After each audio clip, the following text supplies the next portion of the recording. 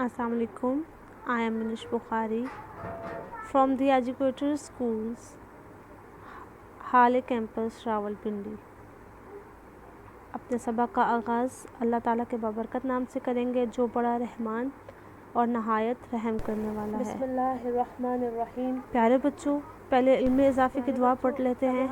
आप सब मेरे साथ मिल के पढ़िएगा। रब्बी ज़िदनी इल्मा।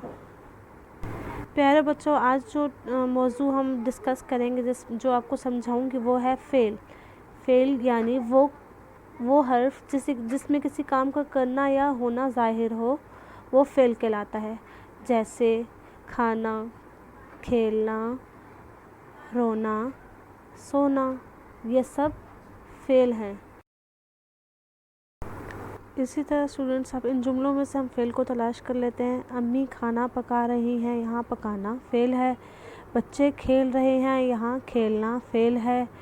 बिल्ली दूध पी रही है, पीना फ़ेल है। और अब जैसे यहाँ आप देख रहे हैं, यासिर तेज़ दौड़ता है, दौड़ना फ़ेल है। फ़ायज़ा ऊंचा बोलती है, बोलना फ़ेल है। अब आखिर में मैं चंद फ़ेल या काम आपको जो बताना ज़रूरी समझूंगी अपने आप को महफूज रखने के लिए, जो आजकल हमने करने हैं वो कौन कौन से हैं।